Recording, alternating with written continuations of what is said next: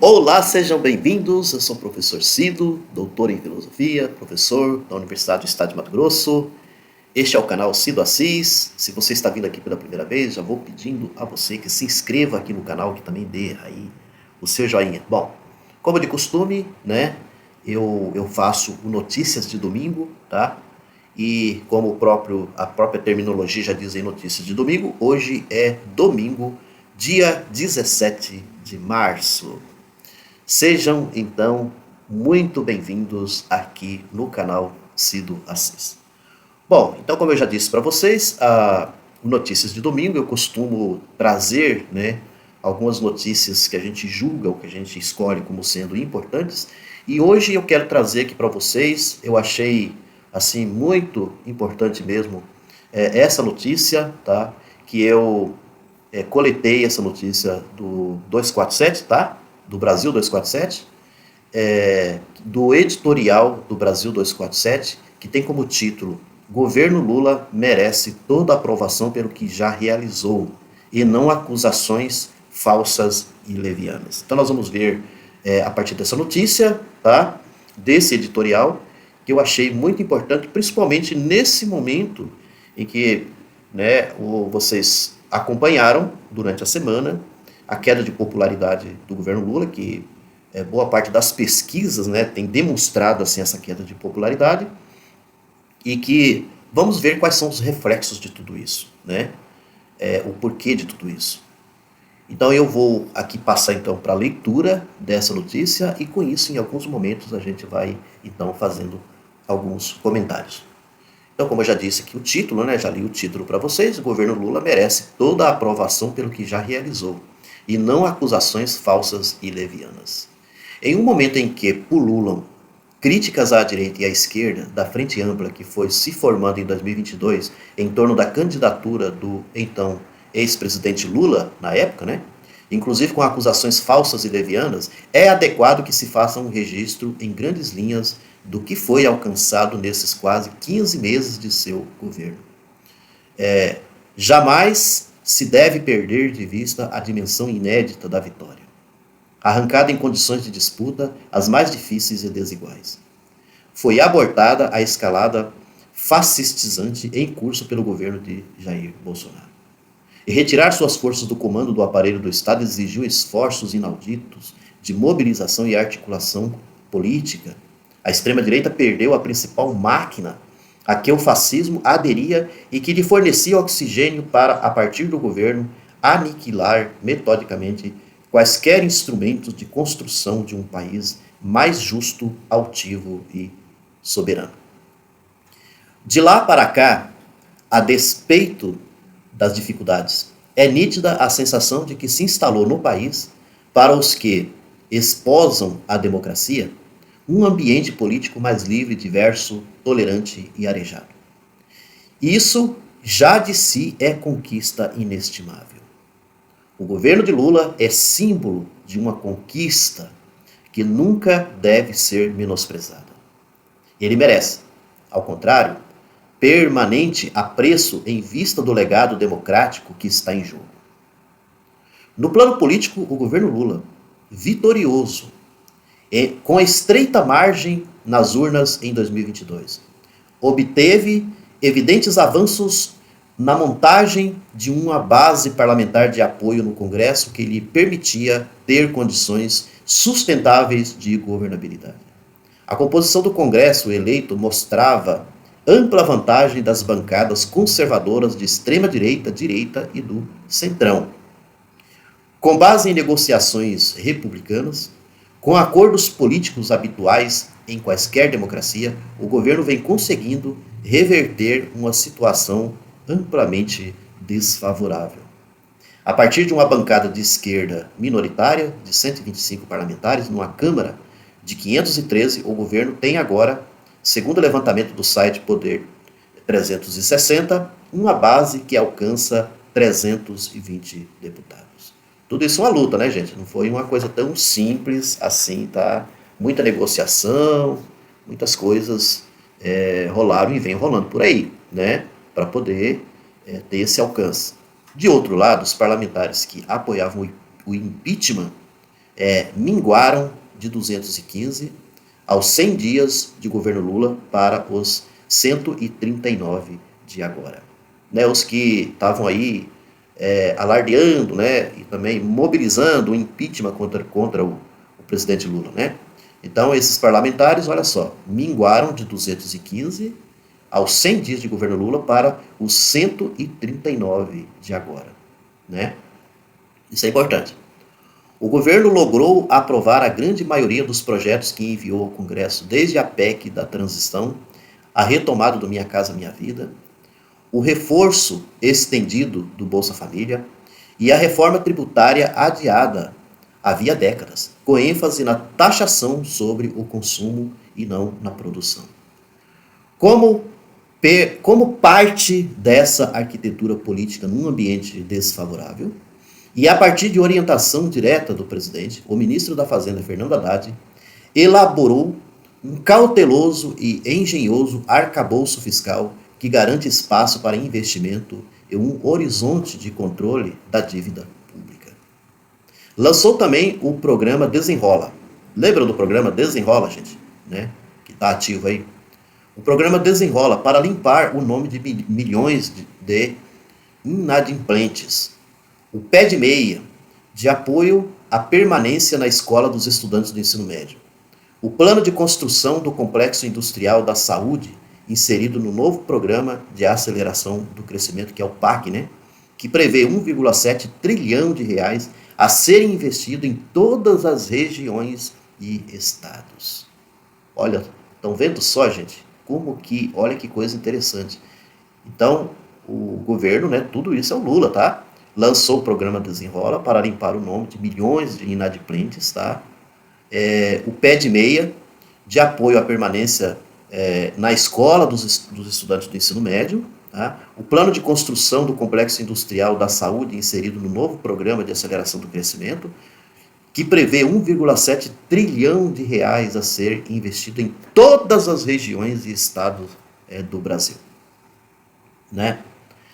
Nas estatais, como a Petrobras, uma revolução está em curso. Olha só, a lógica neoliberal foi abandonada. Em seu lugar, em meio à cerrada oposição, a uma empresa que deixa de se submeter a ser esvaziada, esquartejada e vendida aos pedaços, sugada de todo o seu poder de liderar o lançamento do país a um estágio industrial e tecnológico avançado. Agora, ela é polo dinamizador de investimentos e gerador de produção industrial, especialmente na transição para a nova economia verde. Gente, isso aqui é a Petrobras. É a Petrobras, tá? Vejam só, essa mudança, né? Essa lógica, essa mudança de lógica do neoliberalismo, né? Que foi totalmente abandonada, tá? A economia, aliás, surpreendeu já em 2023, crescendo 2,9% ao ano, né, contra todas as previsões do chamado mercado. O crescimento aqui, olha só, da economia, né, e deve surpreender de novo neste ano. O crescimento no setor de serviços, 70% da economia, em janeiro e fevereiro aponta para um avanço de no mínimo 3% novamente. O desemprego registra os níveis mais baixos desde 2015. A abertura de vagas no mercado de trabalho é alta e consistente. A renda das famílias cresceu impressionantes 3,9% nos últimos 3 meses. Isso apesar dos juros exorbitantes praticados pelo Banco Central, travando o desempenho econômico ainda melhor.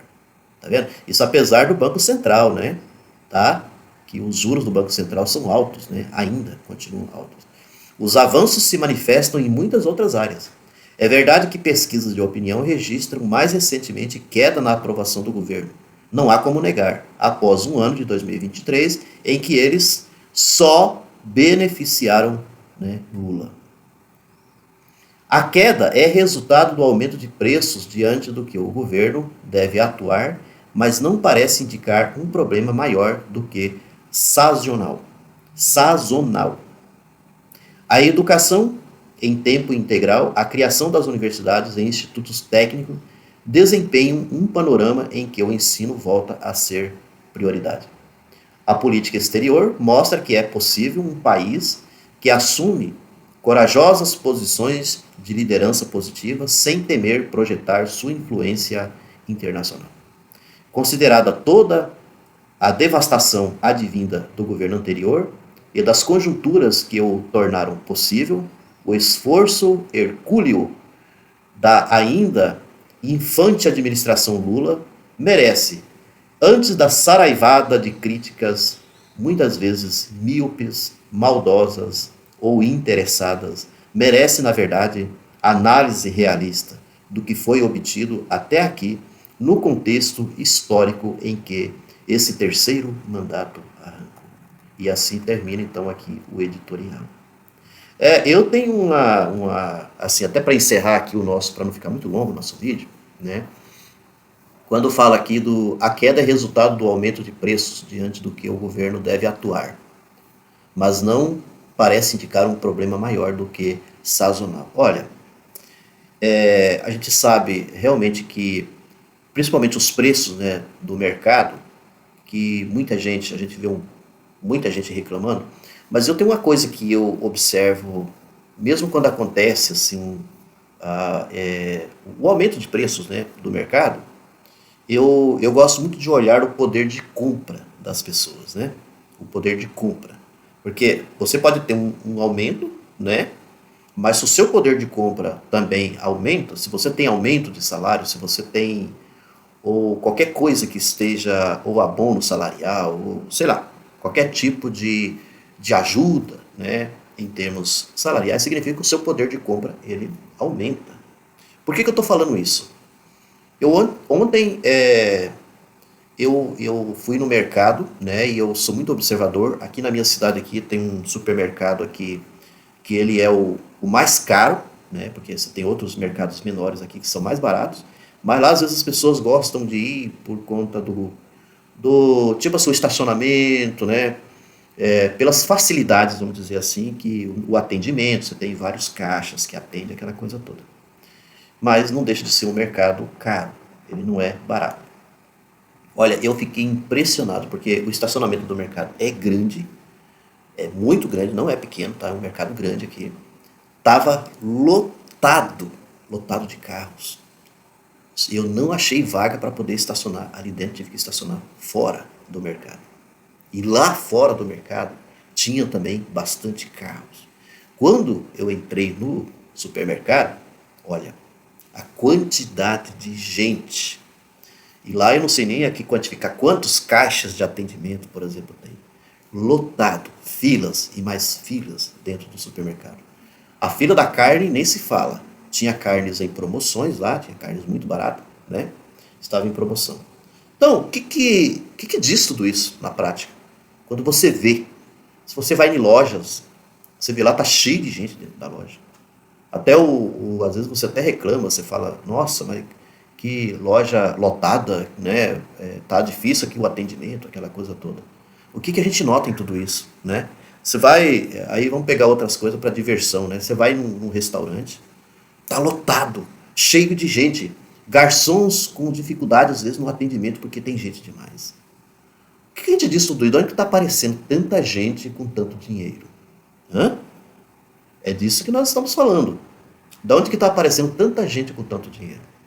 Mas mesmo assim, o Lula ele está antenado sobre toda essa problemática, né, do custo de vida, essa coisa toda, dos altos preços, e já há uma previsão aí, né, de diminuir os preços dos mercados. Então, num prazo talvez aí por esses dias, por esses meses, nós vamos ter então aí uma diminuição de preços em muitos produtos, tá, que são vendidos no mercado.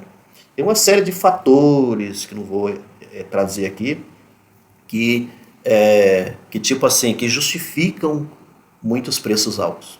São diversos fatores. Nós estamos tendo problemas climáticos que muita gente não leva em consideração. Problemas seríssimos, tá? Em diversos lugares onde há produção de arroz, né? O Mato Grosso está sofrendo com isso, o Mato Grosso tem produção de arroz, o Mato Grosso não produz só soja, igual muita gente acha, né? Tem produção de arroz também em Mato Grosso. O sul tem produção de arroz, grande produção de arroz, que leva para todo o Brasil. O quanto problemas climáticos que nós tivemos no sul. Os problemas climáticos acabam sendo incluídos nos preços, né? Isso é muito conhecido dentro da área econômica, né? Muita gente sabe disso. Então, quando você vê frutas também, que estão caras demais, então tudo a gente tem que ver assim, como é que foi a produção de tudo isso, né? As dificuldades para poder chegar até determinadas regiões e assim por diante, tá? Eu desejo um ótimo domingo para todos, tá? Peço que vocês comentem, façam um comentário de vocês, tá? A respeito dessa notícia de hoje. Agradeço muito a audiência e até a próxima.